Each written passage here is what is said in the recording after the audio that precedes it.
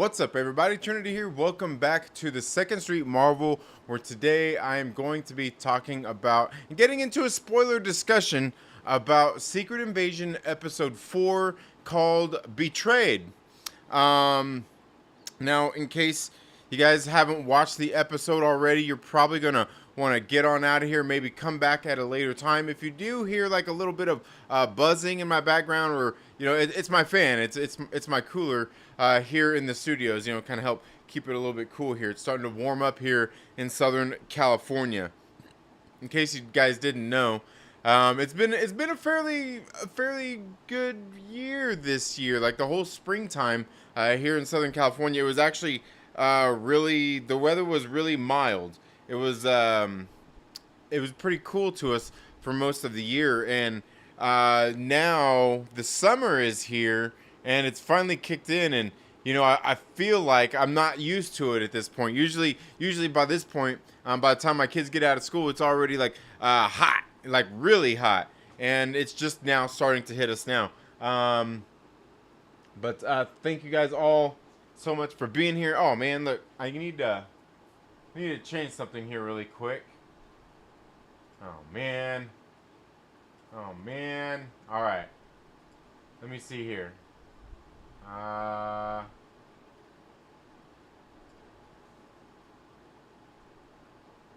Okay, hold on.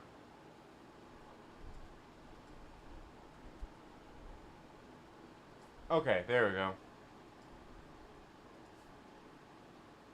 Alright, sorry about that, folks. Sorry. I apologize. Oh, man. There we go. Alright, I think I've got everything situated here. But thank you all so much for being here. And yes, weather's finally starting to kick in, so you probably hear my fan there in the background. I'm a little cooler, keeping things cool here in the studio. I want to talk about Secret Invasion Episode 4, which I gotta tell you, this episode was definitely one of the better episodes. But you ever notice all the good episodes that they ever have of any of these shows are always like the shortest episode? Like this episode was only like 37 minutes long with credits and everything, and other than that, I mean, it was pretty good. Just short, it was good enough that made me, got to the end of it. I'm like, oh yeah, of course, this is the end this time. Why couldn't it just last a little bit longer, huh? Why, oh, you can't. Oh, you spent too much. You spent too much on that budget making Talos. Anyway, we'll get into some of that. Thank you guys so much for being here. I see we do have some great people here. I see we've got RC Scott in the building, as well as Jedi Mike. We got Daniel Fisher here, King Conch in the building. Hope all's going well with you.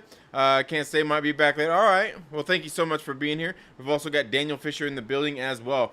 Now, I'll tell you guys, I was just over on Nerd Mafia's stream just a minute ago. And if he gets a chance, he might be stopping by here in just a little while possibly for some of this conversation. If not, it's all good. I understand, it seems like most of the people that I know here through YouTube and viewers and just kind of friends we've made here over these last few years, most of them are on the East Coast. How come everybody lives on the East Coast? We're over here living on the West Coast, West Coast style, man. But I know Jedi Mike. I know Jedi Mike's here on the West Coast as well. I know he's here on the West Coast, but everybody else seems to be East Coast. What's up with that? Why y'all on the East Coast? Well, I don't know. People talk about those kinds of things. I don't think the East Coast is any better than the West Coast, or the West Coast is any better than the East Coast. It's all the same. It's all the same. It's just where you want to be living at in the country. But thank you guys so much for being here today. And in case you guys don't know, I've been a little short on the live streams here lately. I haven't had a chance to do like a Trailer Park Live. I was gonna do it here over this past weekend. Didn't get a chance to do it. Just been really busy with a lot of things. In case you guys don't know, typically during the month of July, it's been a few years since I've done it, but the Tour de France, I'm a cyclist, And the Tour de France goes on here during the month of July. And one of the things I used to do every year was I used to go out and do what I call, it's my own personal thing, this Tour de France challenge. You know, it's not, I don't issue it to anybody else out there. You know, I mean, if people want to join me and try to do what I do, hey, it's all good. But what I try to do is I try to ride half the miles that they do in the Tour de France in the same amount of time. The Tour de France is a 21-day stage race, cycling stage race. And it ends up going over the course of 23 days. There's 2 rest days in between, you know. There was one just this past Monday, and I believe there's another one getting ready to come up this Monday as well. And so what I try to do is I try to ride half the miles in the same amount of time. And what that ends up amounting to is about 50 miles a day. I started that on July 1st, and I have managed to get in my 50 miles every single day over these past, 11 days at this point? Over these past 11 days. And it's been I want to say fun. Is it fun that I'm looking for? Maybe it's, oh, okay, 12 days, over these past 12 days. And it's been, normally it's been rough, right? It's been rough, but this year I've been getting through it pretty easily. I've been in better condition. I've been lighter weight. I've been in better physical condition for going out and doing this, but for reasons I'm not going to tell you right now. I have done better at it this year than I have in the past. I'll probably be making a video on that. But one of the things I am doing throughout this challenge is I am actually trying to raise money to build a new wheel set for one of my fixed gear bikes. In case you guys don't know anybody into the cycling world, cycling is a very expensive hobby. So if you know somebody, you know, one of your loved ones is thinking about getting into cycling, tell them to stop it. Tell them to try running. You know what? Matter of fact, just tell them to sit on the couch and be lazy. Feed their fat face with potato chips and ice cream and all kinds of other bets. I'm kidding. Don't really tell them to do that. But cycling is an expensive sport. And one of the things I am trying to do is trying to raise a little bit of money, you know, to help pay for a, because I want to build a new wheel set for one of my fixed gear bikes, and I'm looking to raise, you know, like, it'd be great if I could raise $1,000, you know, but I doubt that's gonna happen. I mean, you know what? I bet you if there was 10 people out here, if I had 10 viewers that all just donated $100 each, right? 10 people that donated $100 each, that would get me the new wheel set. Or say I had 20 people that donated $50 each, right? That would help. Or if I knew 50 people that donated $20 each, you know, like we'd get there. We would get there, and I have enough money to build this new wheel set, because it is going to take about that much to build this new wheel set. But regardless, you don't have to donate. But if you would like to, there is a link that I pinned in the description here where you can send a direct donation. And if you would like to help out with that. If not, no big deal. If you want to, you know, send $1, $2, feel free to. If you don't have to, look, don't put yourself in a tight financial situation. I completely understand. Believe me of all people knows how that can be. So, with all that out of the way, I want to thank everybody who has sent super chats and even direct donations so far throughout this month. Like I said, I've been, you know what? How many miles am I in right now? I can't even remember how many miles that I've got in. I've got, okay, so, and then I think today I'm sitting at about 565 miles here over the past 3 days. So yeah. It's been going pretty good. I can't complain. And okay. I can't complain here. But anyway, guys, getting into Secret Invasion episode 4, as I was saying before I got into my begging for money, this episode was definitely one of the better episodes that I have seen here since this series has started. And oh, hold on a second, guys. Hold on, I think we might oh, okay, yeah, there we go. Just a second, we'll be having a guest join us. Hopefully I don't have to do too much to get this thing all set up here. We'll see how that's going, though. We'll see how it's going. Okay, hold on a second. Let me see. I may have to fix some of my settings here. Let me see. Yeah. Okay. So it looks like we're going to be having Nerd Mafia join us here in just a minute. And let me see if I can get all of this situated here.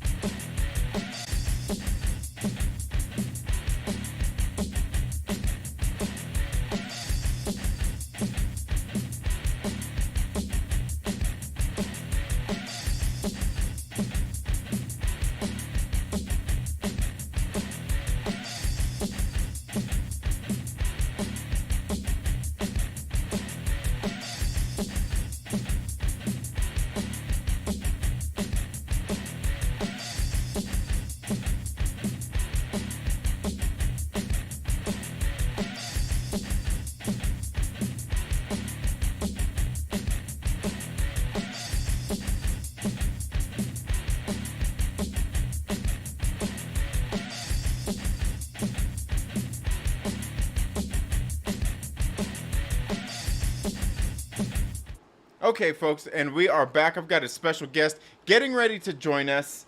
Ladies and gentlemen, we've got my man Nerd Mafia here with us. I know he just got done with a live stream. How was the live stream? What did you think of the episode?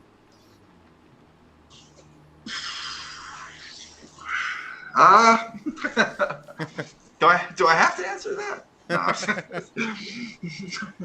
No, I mean, it's hard to say. Like I'm like feeling like I need more because we just got like a pretty like chaotic like action scene like in that ending, you know. But at the same time, it's just like I'm sitting here kind of thinking to myself like, I don't know. Had a long talk with like Kendall and Felicity on Monday night, and it's got me wanting more overall from the series, and I think that's what's hurting me right now. With some of the things, and I guess we can probably get into them unless you want me to go ahead right now. But yeah, that's where I'm at. I'm kind of feeling the same way. I mean, I think the series overall, it's okay. It's been okay. I think the thing is like I feel kind of the same way. As I want more out of it. I feel like there should be more going on in this series, and I think this episode, the shortest episode so far, is probably one of the better episodes that we've got out of this series. And yeah, it's probably due because it was just a little bit more than Fury just sitting around in different rooms talking to people. He did a little bit more than just sitting around talking to people. There was that little bit of action there towards the end. But we also, seen some of the other things that I think a lot of us have kind of noticed as these past few episodes have gone on with all the flashbacks and everything. And that is obviously, last episode is revealed that they're creating Super Skrulls. And here we see, we've seen that they've actually been working on that, and we've seen, kind of like what came out of last week is Gaia went ahead and gave herself the treatment, and she's a Super Skrull now too. yeah, and I mean, like, I think one of the problems it's like, have we all just gotten like too used to like predicting what's going to happen, or have they just gotten really predictable? I think it's a little bit. I think it's a little bit of both. I mean, I think the trailers revealed enough to us, showed us things that we know that's going to happen in the series, as well as they have gotten a little bit predictable with a lot of the things overall. But again, I think this is definitely the better of the episodes. And one of the things I just actually realized in this episode was it was at the very beginning of the episode where, I guess not the very beginning, I guess first we seen that Gaia, saved herself by becoming a Super Skrull, and then, the credits rolled, and then we get that little flashback scene where Fury is meeting Priscilla Davis of all people. Wow. I wonder if there's going to be theories that she's related to Miles Morales. I don't know.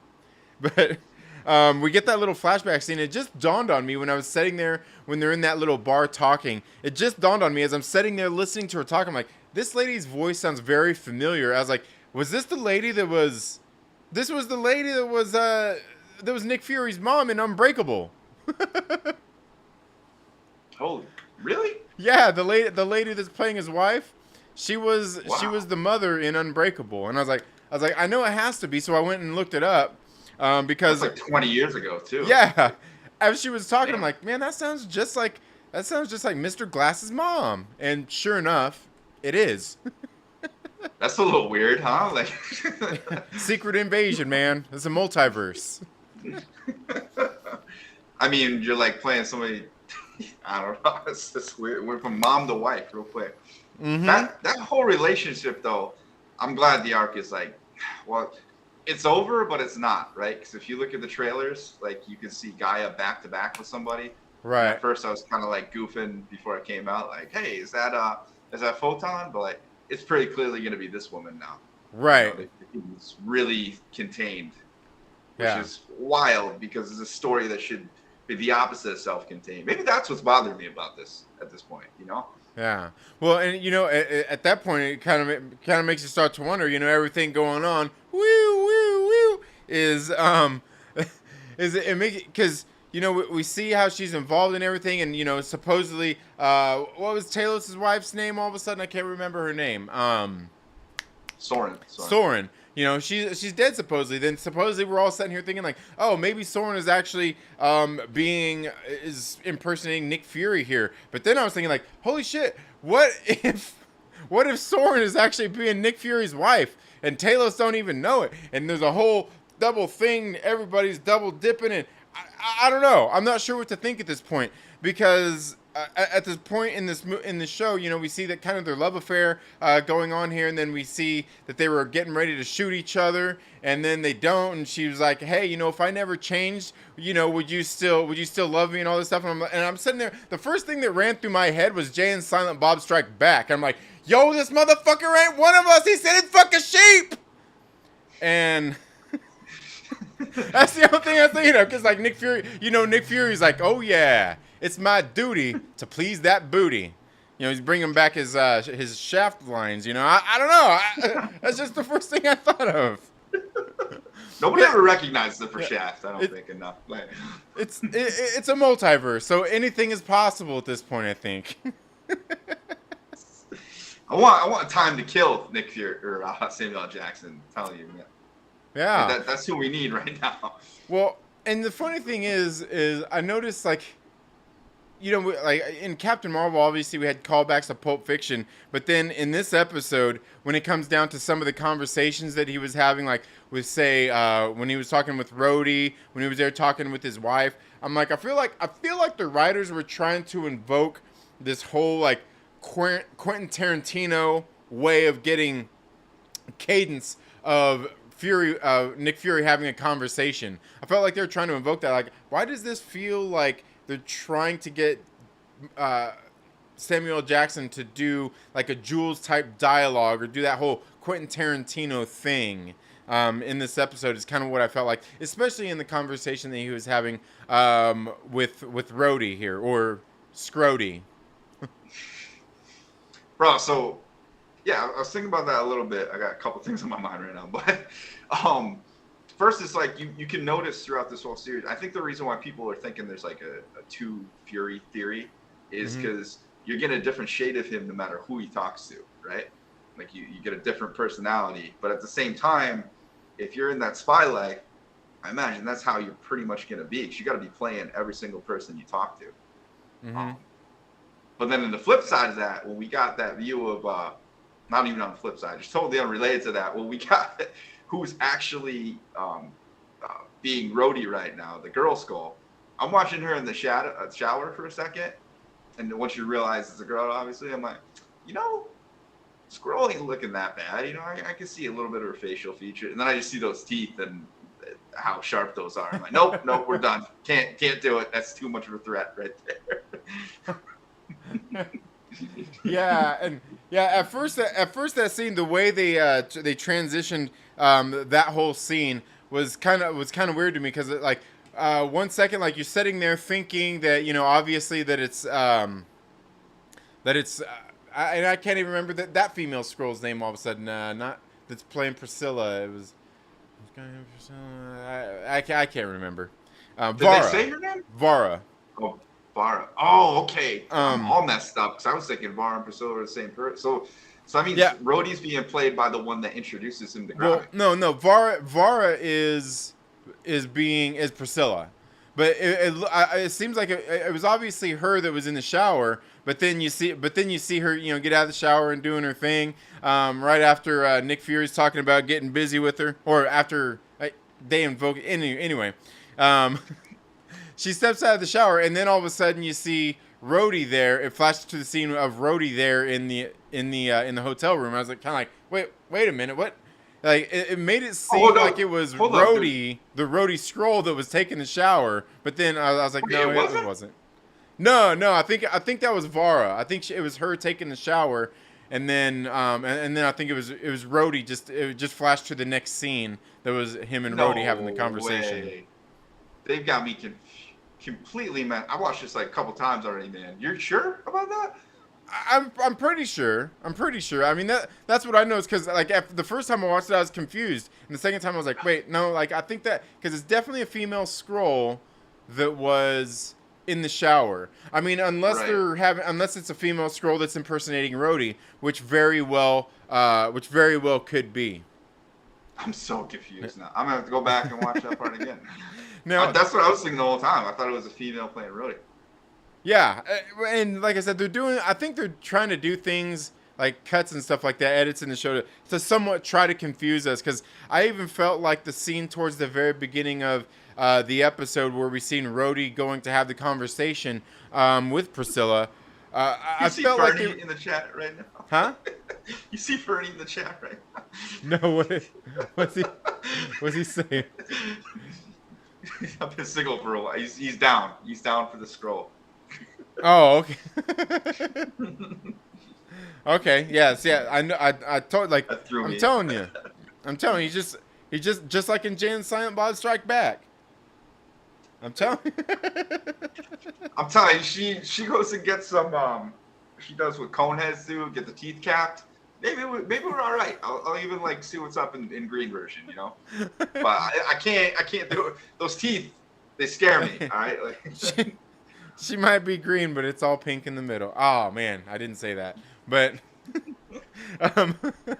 the thing, I feel like they're trying to throw these curveballs at us, because like at the very beginning of the episode where Priscilla goes to meet Rhodey where they're inside that church, and he was sitting there like, oh, like Nick Fury got fired, like this and that, you know, like I was kind of like, you know what, it was kind of feeding into my theory, something that I mentioned the other day when you were having your stream, your guys' group stream that you had on what was that, Monday?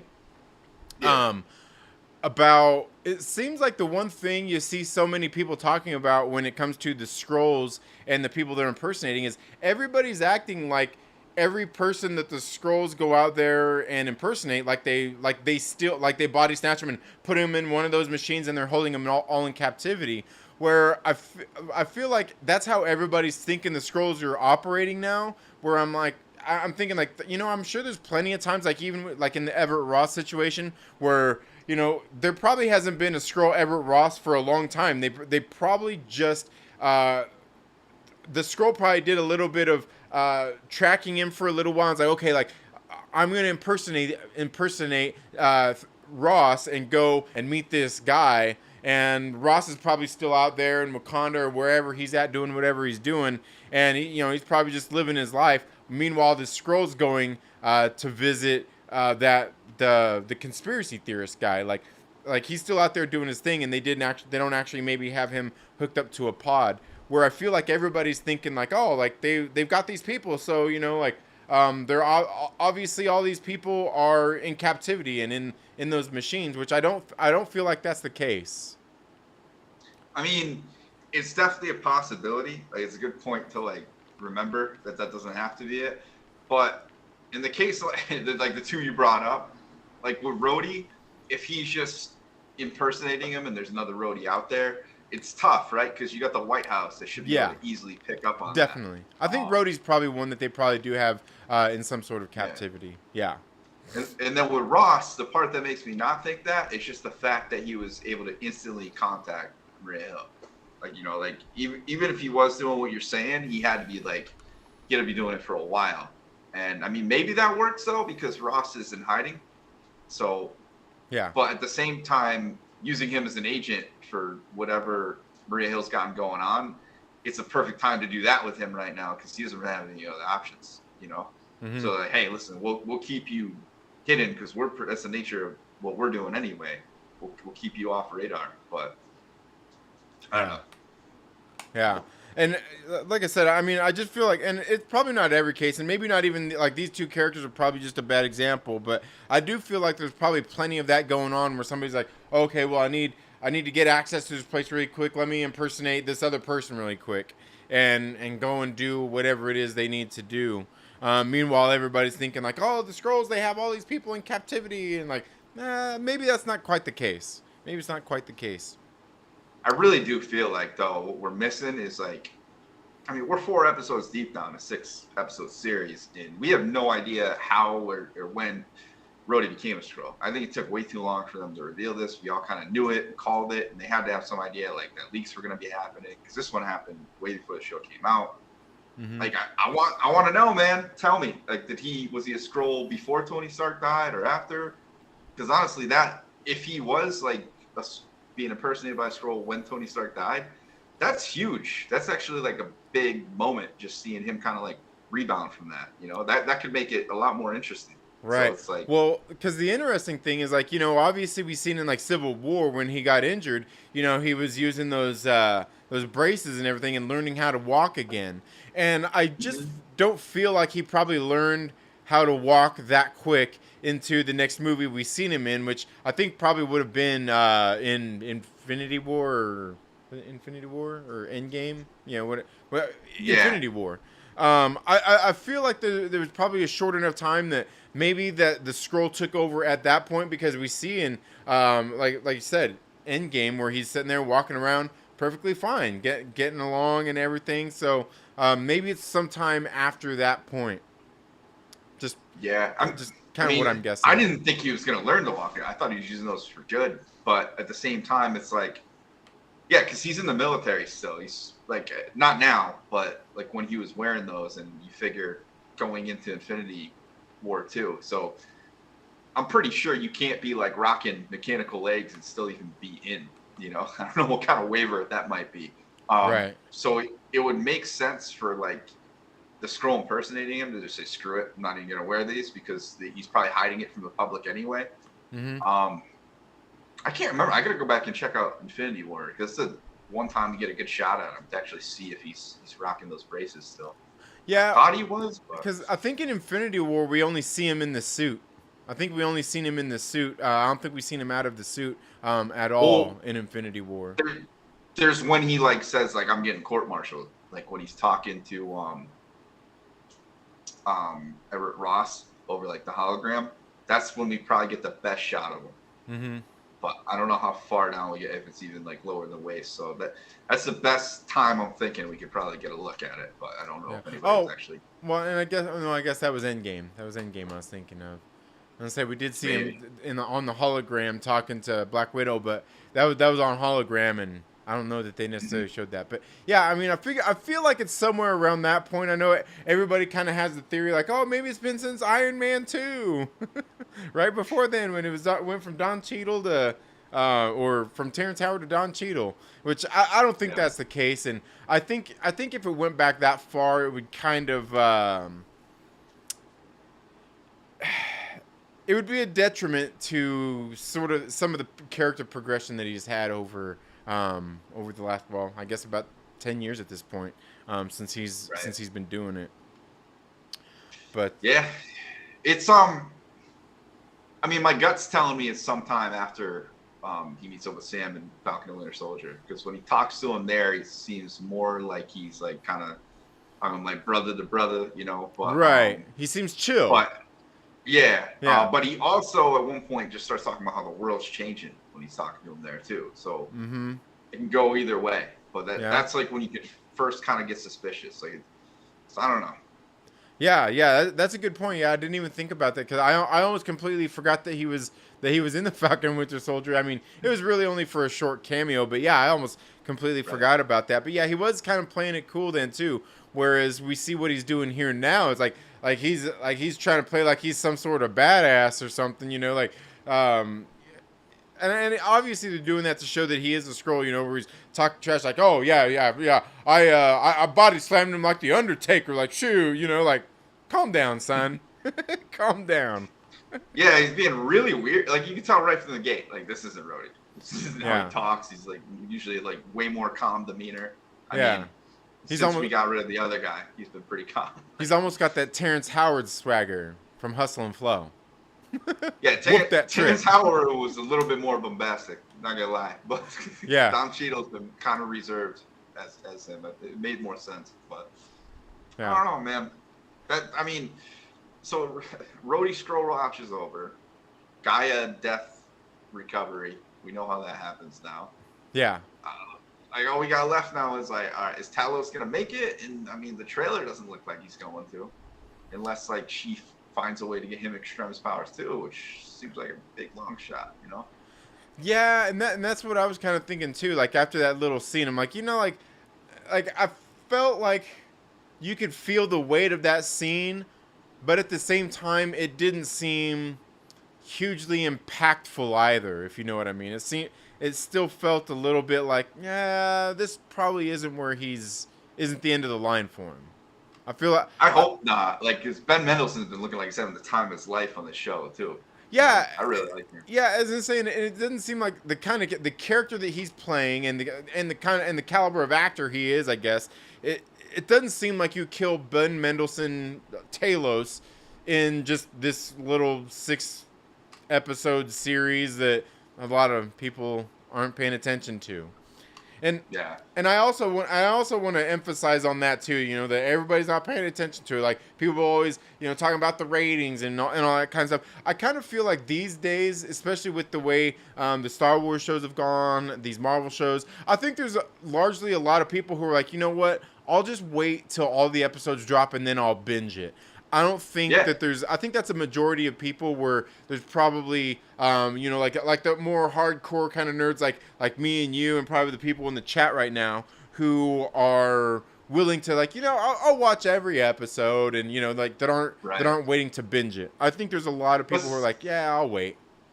Let's not forget, like, it's summertime too. Like there's a reason why TV never puts on the best series during the summers, you know? Right. It goes on like you want to like the best time is like during the fall.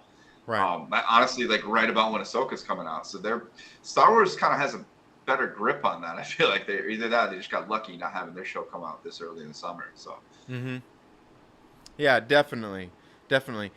I guess getting back into the episode, I mean, what else did we see? Obviously, we've seen the stuff with Fury and his wife, where it seems like I'm kind of curious where that's going to go. Are they obviously they're somewhat intertwined in the fact that they pretty much kind of work together, even though, albeit kind of on opposite sides.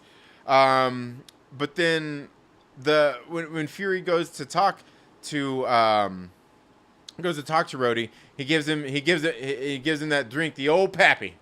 Gives him the old pappy, and he puts the tracker in there. I thought it was kind of funny that like just kind of the way they played that off. I'm like, yeah, I guess that was kind of cool. Like he's sitting there, talking about the old pappy, and he put the liquid tracker in there. He's like, oh, should I be scared that this is poison? He's like, nah, like you do whatever, but don't be wasting that shit. And right. he's straight, but the thing is, like, he's honest with him. He straight tells him, like, nah, it's nanotechnology. And he's like, exactly. Yeah. And like, I think the seriously was. Watching that scene a couple times too, like there's a moment in there where when he tells him straight up, he's like, I know you got a mole in the White House, as close as me and you are sitting to the president. Mm-hmm. And it's like he's like letting him know right there. He's like, I know you're a Skrull motherfucker. Right. And it's like, oh, okay. So it's like. Everybody keeps talking about like Fury doesn't got it anymore. It's like he's been having it this whole series. Right. Even when he's out, he's in. Exactly. Yeah. He hasn't really like.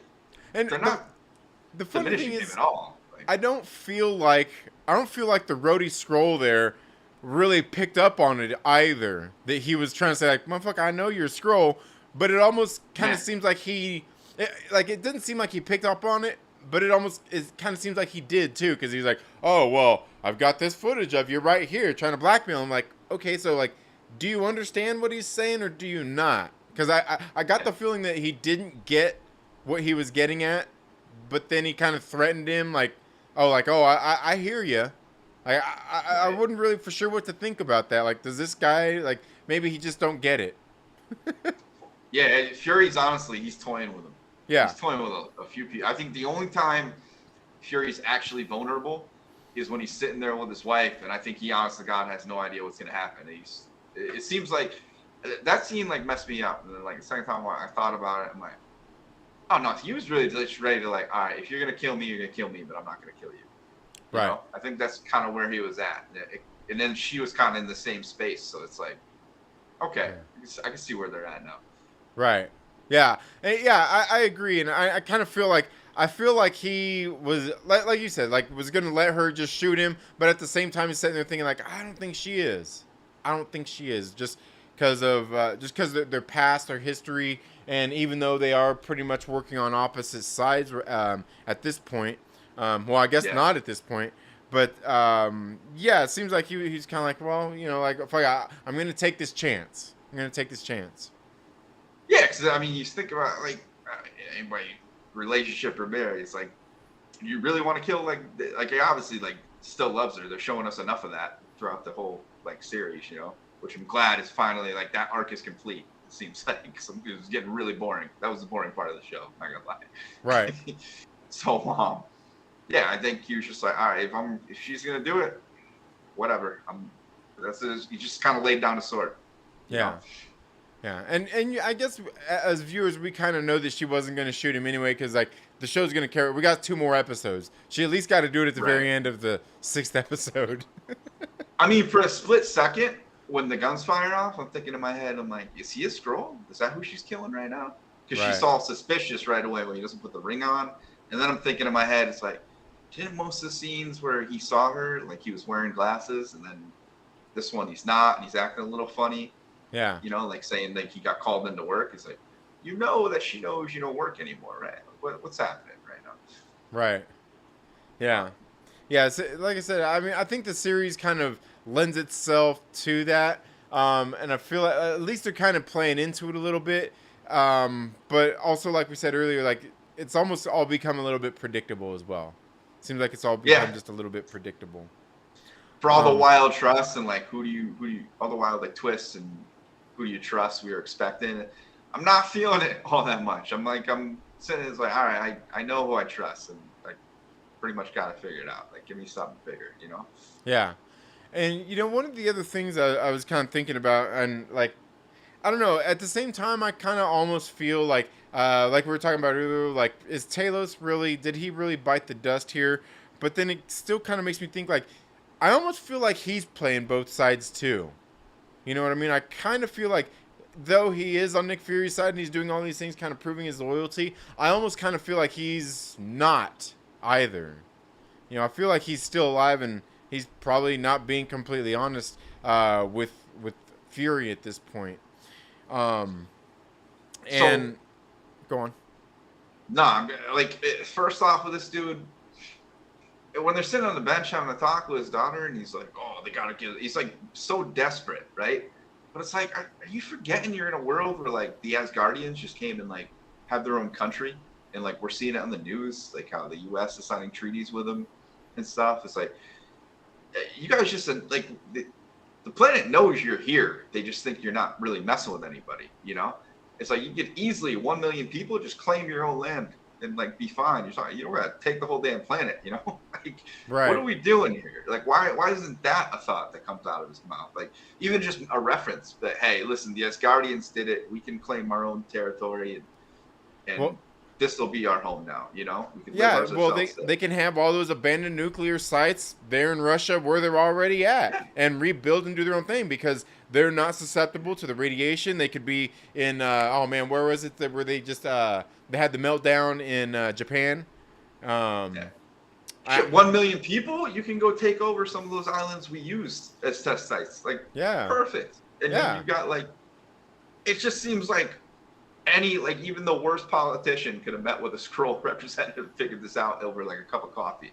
You know what I mean? Like, what are we doing here? That's the weak part of the plot there. And then as far as him like possibly being dead, the thing I do notice is like Gravik goes for like the slow burn. So like he shoots him, right? But it's not a fatal wound. He's losing blood, right? So that's what you're seeing when he's like he can't keep his consciousness, so he can't stay in his form. That's what they need to do. But then when you notice Gravik stabs him, he stabs him in the same spot. Right. So if you could stop the bleeding, there's shit like he can live from that.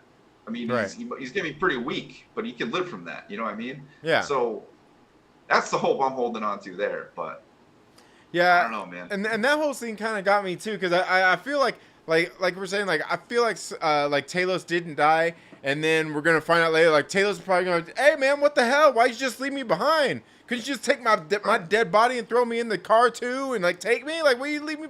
Like, I feel like that's gonna be kind of an issue too. You know, like, come on, man, shit. Yeah. So I mean, I think based on this off trailer footage, I think Gaia's gonna. It's gonna be weird. Gaia's gonna find him somewhere right there on the battlefield, either dead or alive, or barely alive, you know. But like, if you were trailing him this whole time, where the hell you been during the battle? Like, what is going on? You know. Right. Yeah. And I think I guess the one issue with, like you're talking about with, like, they could easily find them places to live and, like you said, sit down and have that conversation.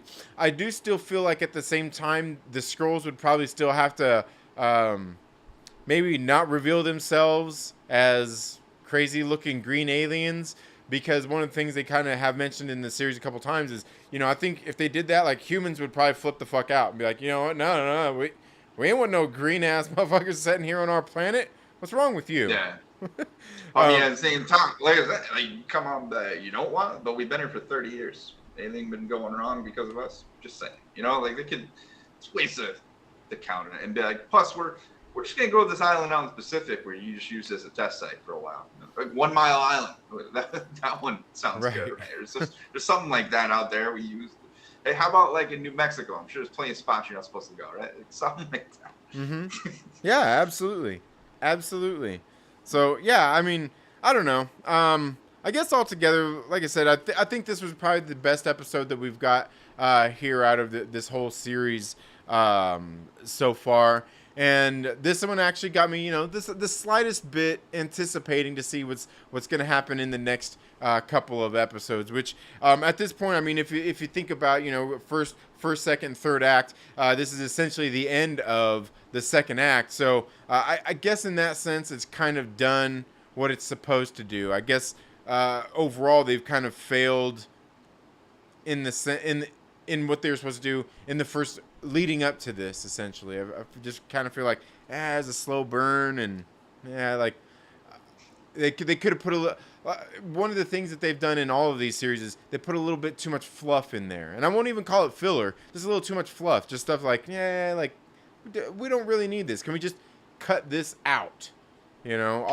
All the other episodes probably could have been half-hour episodes, 35, 40-minute episodes, as opposed to the extra time that they put in there in just some of the other stuff that probably isn't really necessarily essential to the show. I mean, I think they did a fairly good job, though, of like making a cliffhanger every episode, though. Like that counts for something, right? They try to keep us glued in. It's just the scaling wasn't really proper. So, I mean, I think that Marvel's going to get better at this going on. They're already showing signs of like some growth, Yeah. Obi-Wan the Homie just posted a really good question in the chat, though. So I wonder who the other individual they're trying to harvest blood from. Like, remember in episode like 1, I think it was 1 or 2. They're trying to harvest blood from the Super Scroll Project. There was a mention of like they weren't able to get the DNA from this one or something like that. They said they weren't able to harvest something. I wonder if that does come back up though.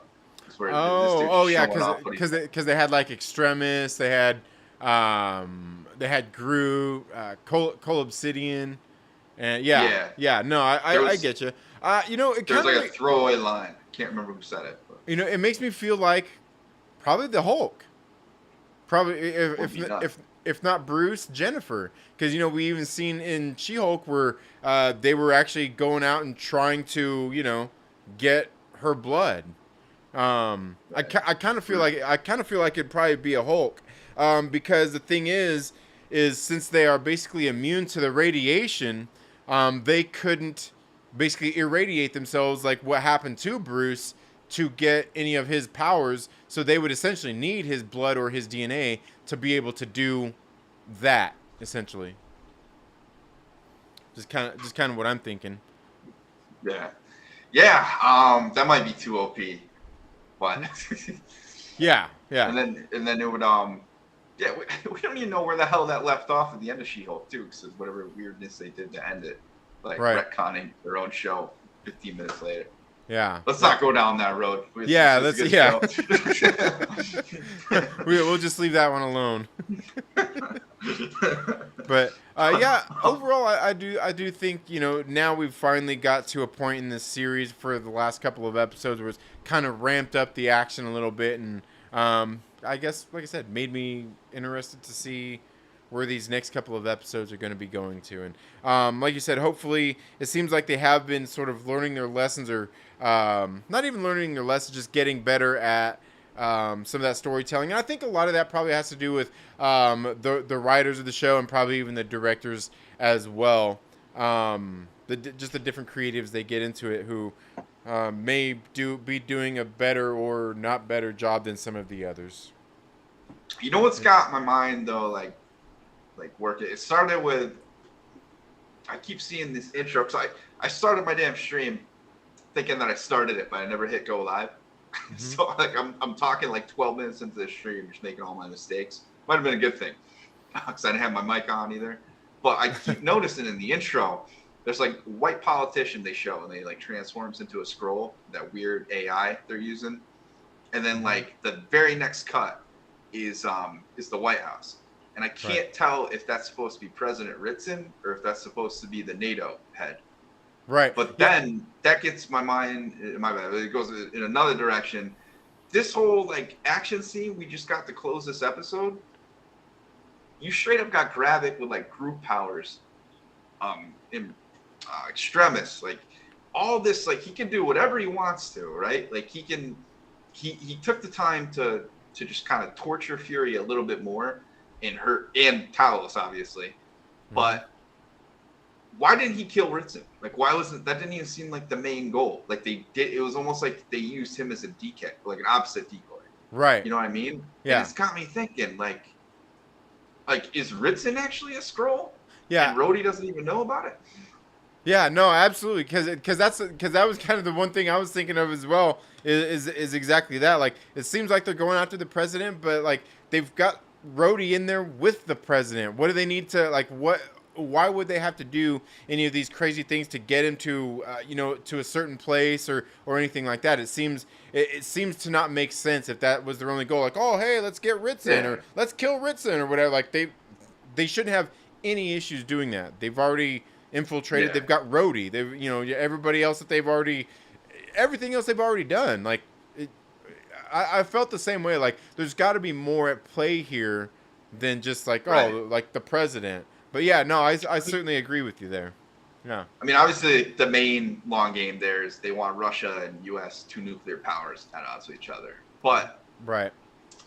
Yeah, like that actually makes me think like you can go farther with that too down the rabbit hole. It's like, all right, does that set up for what I was like hoping for? Like maybe Harrison Ford steps in and he takes he assumes the Norman Osborn part in Secret Invasion and ends up taking out the president himself, Yeah.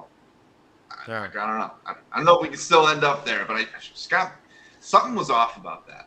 Like, yeah. So if they did that, then props to them because now you actually got my mind working WandaVision style right now. Right. But yeah. It took me a couple times watching it to see it, So I don't know. Yeah, and it would make sense too if Ritson either is a Skrull, because they're like, oh, okay, we know. Like basically, Fury's kind of got the he's spying on us. He's kind of got this inside track. He thinks he's pulling a fast one on us. Oh, he's gonna try to go save President Ritson. Oh, okay, well, he's already one of us, and now he thinks he's going to save Ritson when we just put somebody in with him. We're going to find out where his secret base is. We're going to find out what he's doing because he's thinking that Ritson is a good guy. And do Skrulls have a heightened sense of smell too? That I don't know. I'm not for sure on that. I'm not for sure. Maybe that's why he's the only one that calls him out and smelling like booze. Yeah. Yeah, that was kind of funny. Yeah, I don't know. My mind's I'm thinking some thoughts about this whole thing now. Yeah, and the interesting thing is because then in that case, that would mean that Rhodey basically don't know that Ritson is a Skrull if he is a Skrull. But it kind of makes me think though too, just like they said before, where I think it was the first episode where the longer a Skrull maintains their form, it's harder for them to basically be found out, and even a Skrull basically wouldn't be able to tell the difference.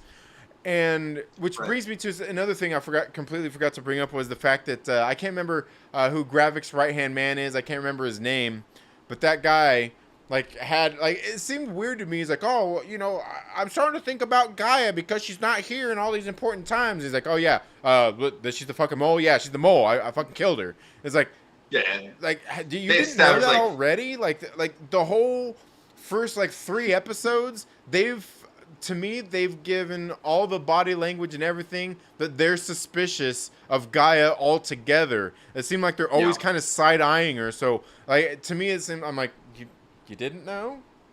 Yeah, he's just the muscle, man. There's no brains there whatsoever. They established that episode 1. He's like, no, I'm not the cause. What are you talking about? Right. Good point. Yeah, that dude's. I don't know. See, I go in and out of the show. It's like, all right, I start getting into it again, thinking about something, but I don't know, if I'm just being suspicious because I think I need to be suspicious. I don't know. Drive me nuts. Yeah, which I like I said, I guess that's a good thing for the show. I mean, I guess that's kind of the point they're trying to get across is make you question everything and second guess, and we got an AI intro. Right. And I feel like you can't even catch a vibe on people with this, really. Because even Kendall on Monday, from what I was watching his tweets and stuff, he looked like he was kind of into it, but then he was pretty highly critical of it too. And I think that's where a lot of people are lying. They're kind of with it, but also critical.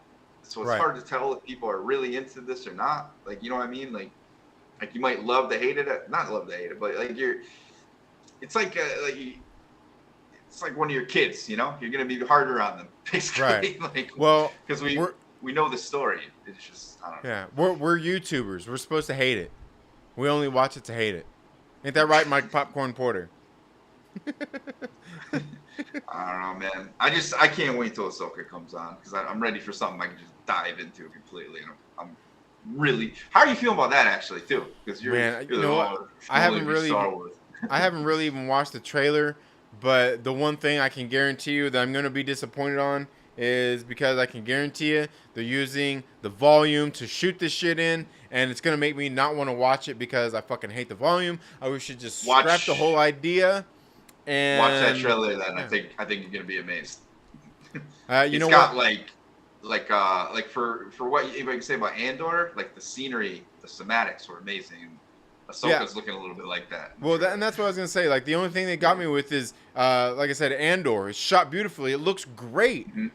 They didn't use the volume, but the show itself That's sucks. what this is looking like, man.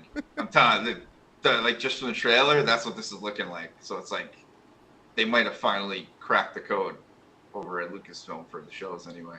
Yeah, maybe so.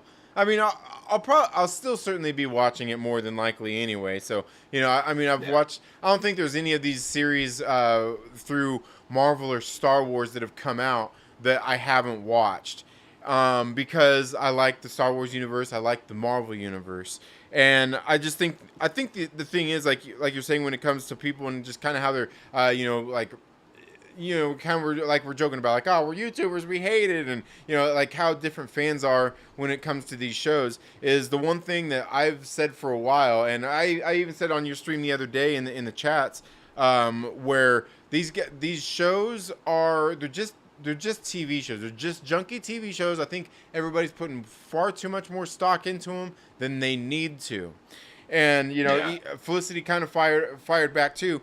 But the thing is where I think these shows deviate from where you get other shows out there like your Game of Thrones, like your Sopranos, like your Invincibles and stuff like that is these shows have the expectation because they are tied to these cinematic universes. Star Wars is a film universe. The MCU is a film universe. And with that in these shows, they carry that same sort of expectation, and I feel like they should meet that expectation, and only because they are tied into these larger cinematic universes, and I think that's why I think they're junky TV shows, and I think to me they're lining right up there with just your junky average TV show where you get into these other kind of franchises that were built on this long form streaming format, whether it's Game of Thrones with the House of the Dragon and just all these different shows that were created specifically for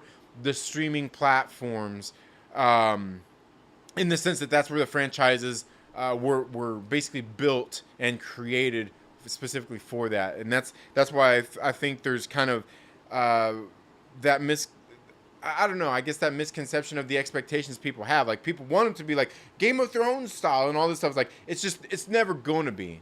Like, we wish it would, but because it's supposed to tie into these larger universes, and I think that's why everybody has these same sort of expectations for these shows, is because of that. Like, oh, well, House of the Dragon can do it, Game of Thrones can do it. Why can't they with the MCU? Because I think it's just a format that they're not used to, and trying to play into that while still trying to feed people into the larger cinematic universes that they actually have established is just a hard thing to do. Otherwise, they probably would have done it by now with like Agents of S.H.I.E.L.D. and all that stuff, and we can see how people feel about that. You know what I mean? Yeah, people are weird because Agents of S.H.I.E.L.D. is kind of fun, but yeah, no, I love Agents of S.H.I.E.L.D. I think it's great. It got a little crazy, but it was fun for the most part. But I mean, all it really boils down to, I think, is they're kind of paving a new road. Like the streaming thing is fairly new. Like, we forget that like they just started with this like during COVID, and then they've been in scramble mode the whole entire time because they rushed to get stuff done because of COVID shutting everything down, and then they rushed to catch back up after things got like a little bit less hectic, like when that was dying down, and now we got a writer's strike going on, so they're rushing to get it's been kind of like one of the most difficult like 3-4 year stretches for like filmmakers, I would say, like your TV people, just because all the craziness that's going on, just in how that affects everything. I mean, not to make like one big giant excuse for them, but you kind of compile that with it being just a new way of doing business, really, and trying to find a model that works where they can actually find a way to make this profitable with all the inconsistencies too. Because during COVID, of course, we were all watching this. We had nothing else to do. Right. So like the first summer shows are amazing. Now it's like, no, we're living our lives now. Yeah. Well, you had nothing else to do. I had children to take care of. I had a business to run. I had all kinds of stuff. You had nothing. I had all kinds of stuff to do. Bro, I was killing it during COVID. I got activated. I'm in the Air National Guard. I got activated during COVID. So, okay. But I wasn't. So it was crazy. I was a full-time like military person during it, but I was only working a few days a week. So I had nothing but time and money to just like. It was fun. That's when I started watching all these YouTubers and then thinking to myself, like, I can do better than that guy. So I think that's how we all start off. It's a brave new world we live in, man. Yeah, absolutely. Well, and that was one of the things I talked about when like all that stuff first went down. Like there's a lot that's getting ready to happen in the world altogether. There's going to be power shifts and all this kind of stuff, which is all playing out. And just everything is going to change at this point due to everything that happened. It's kind of a situation of adapt or be left behind, And I can answer your aggressively relaxing comment too. First of all, this dude was around during the 80s. His YouTube was his garage with the people around him just listening to it while he was standing on soapbox. So. If Trinity was doing YouTube in the 1980s, he'd be explaining that Lucasfilm and their green screen technology is destroying cinema. Those bastards! On speeder bikes? Yeah, no, not at all. I was okay. Like the green screen has worked for how many years? It's worked, and like there were times when it didn't look so great. But it worked. These days they have the technology to do all these things and make it look good, and we've seen that. That's the thing is we've seen them do good and actually make things work. And at this point, it's like they just don't. It's like it'll be good enough. It'll be good enough. People put up with it through the 80s and 90s. No, I don't think so. but he's probably right though too. I probably would. Yeah, if we had YouTube and if I'd had my Wayne's World show back then, absolutely. I mean, honestly, bro, we'd probably be way better off if we didn't have any of this stuff happening. Right? It was so much easier to live. Anyway, it's getting late. I haven't even eaten dinner yet, and it's 11. I gotta figure something out. All right, man. So, well, thanks for coming on. Do you have any other final thoughts before you go? Yeah, I do actually. So, go ahead. First, Gaia, the next Abigail brand, or the Abigail brand to come up in the MCU, I think it's absolutely happening. She has like some kind of, I'm not totally familiar with like her power set, but the whole Extremis thing, I think from what I've been looking into, could match up to it a little bit. And then the other thought I had, I already forgot. So just one thought. That's it. Yeah. But other than that, go over to Nerd Mafia, subscribe, and become an official member of the Nerd Mob. And yeah. Absolutely. Guys, go make sure you check out his channel. I don't have a link in the description quite yet, but I'll make sure as after we get done here with the live stream, I'll get those links in there where you can go check out Nerd Mafia, subscribe, become Paisan. Yeah, okay, is that what you call it? Okay, you can become a paisano. But thanks for coming on, and go get some dinner. Have a great rest of your night, and maybe we'll get together again sometime soon. Yeah, maybe we'll coordinate a little bit better next week. For sure. All right, man. All right, take it easy, man. All right, man. Later. All right. Well, there we go. We just had our guest on, guys. Like I said, I'll make sure I get those links down in the description here a little bit later on. And oh man, I'm willing to bet. You guys, you're probably hearing double right now, huh? I wonder if I should. There you go. There you go. Maybe. Okay. But yeah, guys, I'm gonna just go ahead and wrap things up here. Altogether, I do think there we go. Daniel Fisher got us a link in there. Thank you so much, Daniel Fisher. I do think this was like I said at the beginning of the show. I think this was definitely one of the better episodes of Secret Invasion. It actually gave me something to look forward to next week. Something that I didn't have to come on here and just gripe and bitch about. So Mike Porter don't have to give me a hard time. But let me get back here into the chats. And once again, thank you to everybody for stopping in. I know we've got Mike Popcorn Porter. We've got Daniel Fisher. We got Aggressively Relaxing. Travis Mitchell in the building says the worst green screen still has to be Michael falling in Lost Boys while he's clearly standing and slowly flailing while moaning near a fog machine. Yeah. It's been a while since I've seen that, but I know exactly what you're talking about. Yes. Let's see. I know I also seen we had Tim's Talk stop by. We got the Basco Scenario stopped in as well. We got my man Obi-Juan the homie. We got Fernie in the building as well. I seen Jedi Jen stopped in here also. Thank you guys so much for being here. Let's see what else. What everybody's saying. Jedi Jen says that's my secret, Mike Porter. I'm always tired. Yes.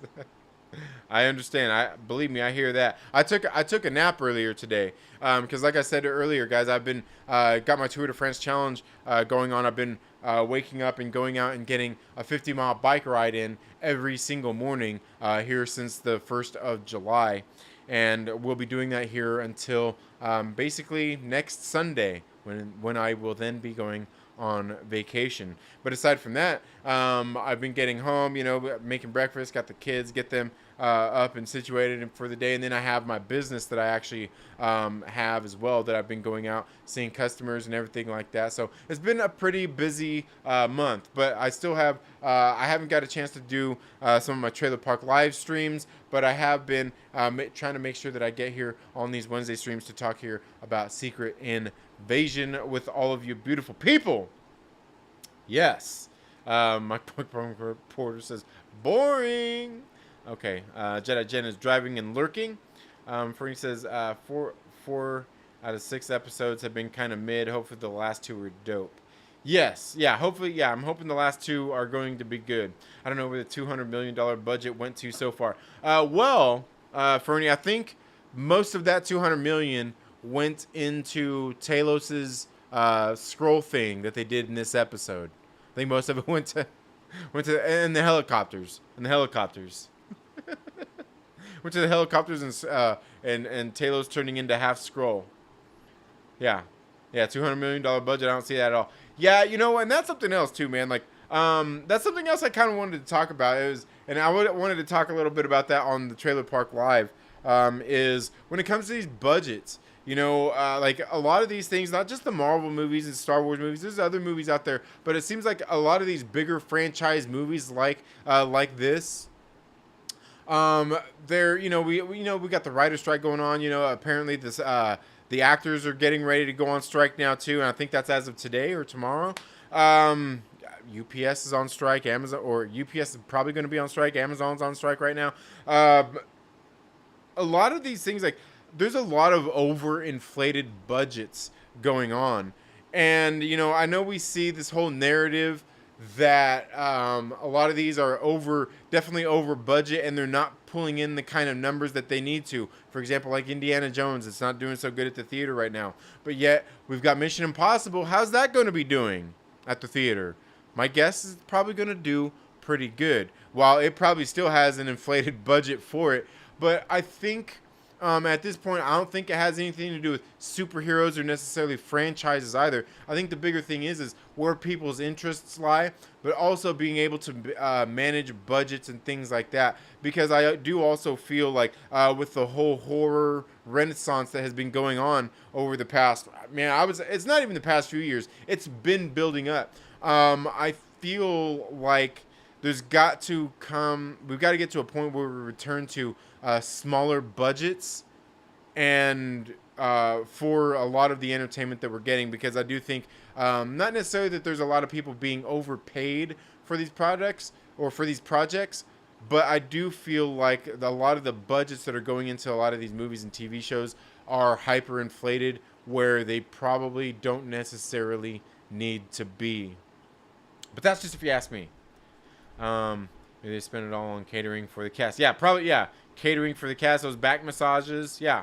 They must have pocketed $200 million, most of it shot in a dark hotel in a warehouse. Yeah, absolutely. Yeah, Tim Stock says, oh no, this Trinity guy again. Yep. Yeah, maybe they paid the cast too much. Yeah, I mean, let's face it. A lot of actors are way overpaid, you know, and that's not to say that they're not worth it, but these are these are TV shows, you know, and I get that a lot of that takes time, but so do the movies. Like, at some point, something's got to give. You know, something's got to give. You know.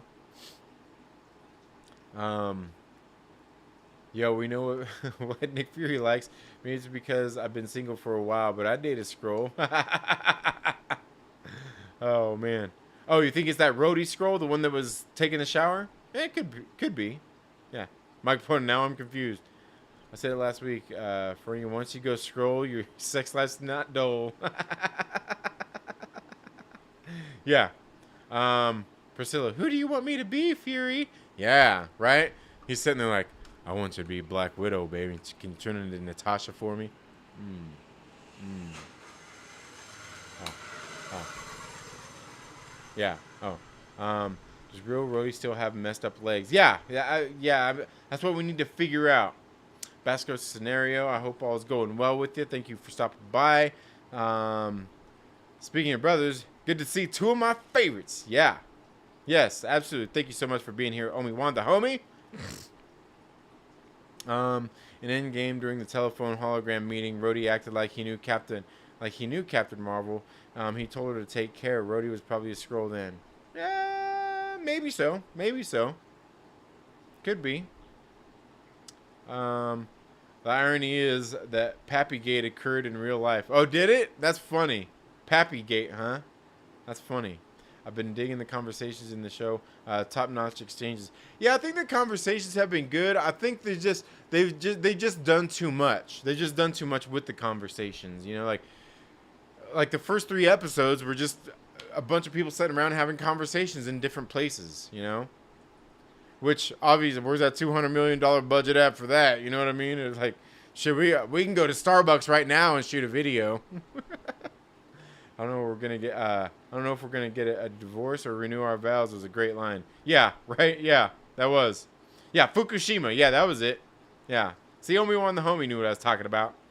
I mean, if the Skrulls are really superior, do they have to display that by committing genocide? Yeah, right. Like, hey, come on, man. We're only human, born to make mistakes, right? Maybe we should put a liquid tracker in his booze. Yeah. Could be. Yeah. Oh, yeah, and the individual for the Super Skrull Pride, I think it was probably Hulk. Like I said, I think it was probably Hulk. I feel like it was probably one of the Hulks. Yeah, Jennifer Walters. There we go. See, Daniel Fisher. We're right there, dude. As a species, we tolerate golfers and their alternative lifestyle, so we could put up with aliens, believe in humanity and our capacity for good. I would like to aggressively relaxing. I just don't know that I can. I was half joking, but I guess I was thinking like, yeah, exactly. You know, you were totally. Yeah, absolutely. Yeah, absolutely. Because, like I said, because they're not susceptible to the radiation, so they would need that. They did have some random samples: Groot, Frost Beast, Cold Obsidian, Extremis. Yeah, that is pretty random too. So any of the show is going to lead to Hulkling. Yeah, I don't know. Speculate wildly, expect realistically. Yeah. Mike Popcorn, it's my least favorite show. I can't wait for Snips and Sky Guy. Snips and Sky Guy. I don't know what you're talking about there. Snips and Sky Guy. But I'll take your word for it. Because real crazy speculation, I don't think it will happen. But with the attack on Russia and the disappearance of Agent Ross, I wonder if this is the first mission of the Thunderbolts. Yeah, it could very well could be. Very well could be. If you hate something, you are a YouTuber. Yeah, absolutely. Yeah, post credit with Val. Yeah, we go aggressively with the. No Trinity can't wait for the Enchanted Wolverine mask in Deadpool 3. You son of a. Oh, I don't have it on here, do I? I don't have it. I guess not. So I guess we just go. Yeah, Bermuda, baby.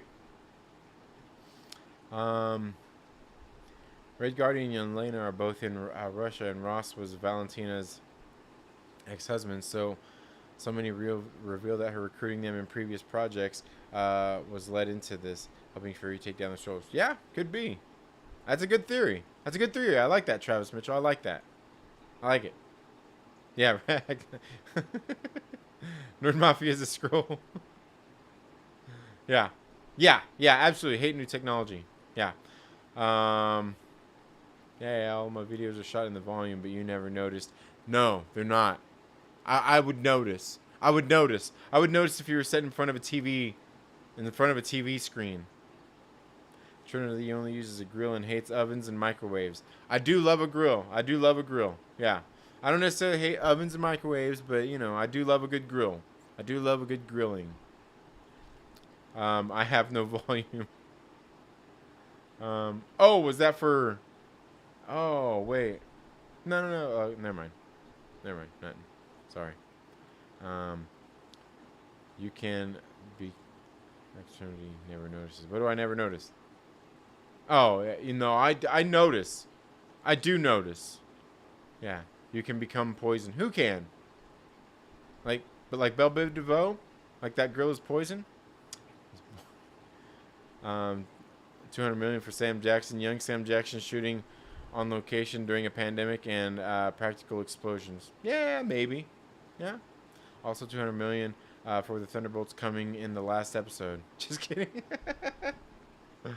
All right. Indiana Jones is the #1 movie in the world with a 90-year-old actor. Fuck me, what is success nowadays? Commentators are pointing at marketing budgets, but not talking about all that encompasses. Yeah, well, maybe you need to start doing the box office breakdowns, Aglax. Maybe you need to start doing that. Maybe LB from the Lonely Banter will start doing it again. Instead of doing all the politics.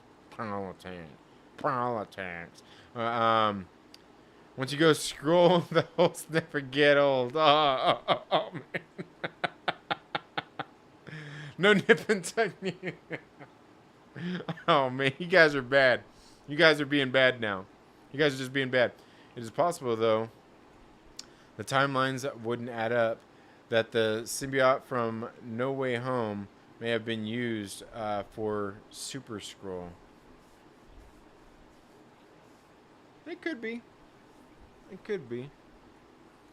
I don't know. That's a good question. I thought you were gone. I had to get a phone call. Oh, yeah, no, I'm getting ready to end right now, Mike Porter. But thank you so much for being here. Thank everybody so much for your time coming to check out the stream, for being here. Make sure you thumbs it up. And if you're watching on the replay, thank you guys so much for being here as well. Make sure you leave comments down in the comments section. And, yeah, like I said, I think the show's been, very mid until this episode, which this episode was just a step up. It was a step up. It definitely got me excited to see what we're going to be, getting here over the next last 2 episodes.